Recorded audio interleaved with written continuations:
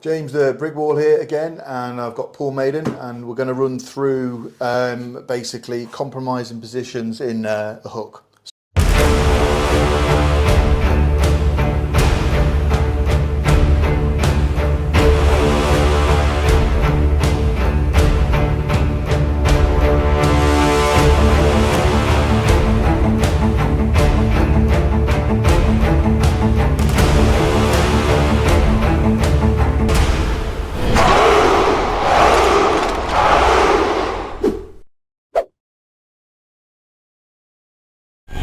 So if Paul could come in, and it's so which happens to me a lot of the time when I go for the hit, but the top roller has just got too much back pressure, and my hand has been compromised a little bit.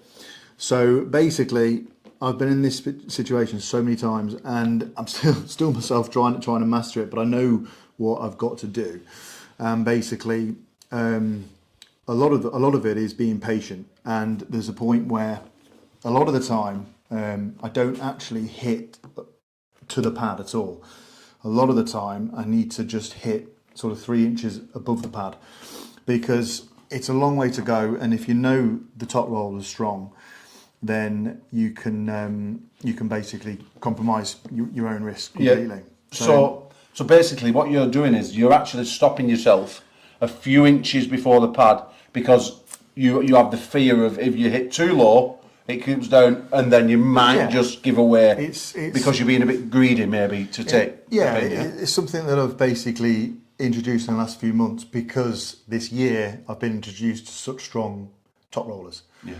And obviously the year before, and other pullers that don't put me in these positions. So it's something that I've just had to develop. Okay. And it's getting to that position, and then most importantly, first of all, being patient, and not necessarily when you get to this position, you don't keep driving. Yeah, because I can feel that now. If you was to keep pressing there, and I was keeping back, exactly. Yeah. And when I'm right at the front of the pad. Yeah. You're in a fairly good position there. Yeah. If I'm just putting down pressure, all I'm using really is a tiny little bit of ligament and tricep, and the difference from when you've got your shoulder behind it, which obviously in this position is just going to be too difficult. You're just not putting much power down. So there's a couple of things you can do. Okay. The best thing is if your wrist isn't compromised, at this point you've got a good 3, 4, maybe even 5 inches of pad, and basically it's clamping on and basically opening out your bicep completely.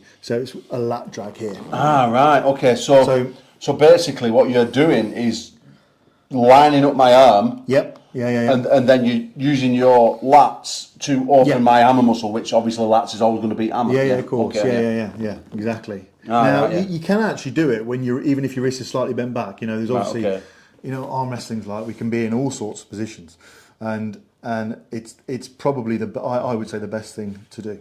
So once you've been compromised in this position, you're looking at then pulling directly down the angle of my arm using your lat. Okay, you can feel that really stretch my open. Yeah. And what's impressive about that is that the fact that you're pulling that way, and there's no pressure there at all, is there? No. So I can't defend that. You can continue to pull that pressure, but you're just opening up the hammer muscle. Yeah. It's something again I've introduced this year. It's really hard. I've pulled it off maybe once or twice, but not I've been drilling it in training a lot, but yet to really use it in matches on a regular basis. So then that's the reason why you've started to stop a few inches before the pad. Yeah. So can I just ask you a question? So let's say we've gone and you compromise your wrist a little bit here. Yeah. And I've got you, and for it maybe we're a little bit higher. Would at any point then would you try and change direction? Would you move into a press, or what would you do from here? Because I can feel as though you've kept some form of rotation, even though your hand's gone.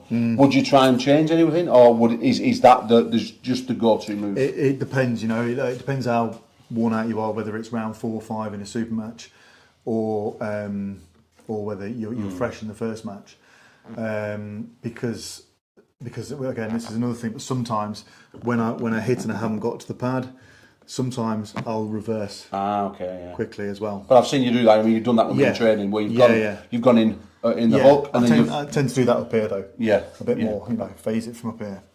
But down here, you know, you've really got to throw everything. So you're literally springing back, hitting to the sign almost, aren't you? Just going. Oh yeah. And you've got your wrist back there and that. Yeah. So yeah, and that's that. So yeah, wrist in a compromised position on the A side. Follow me on Instagram. Thanks, guys.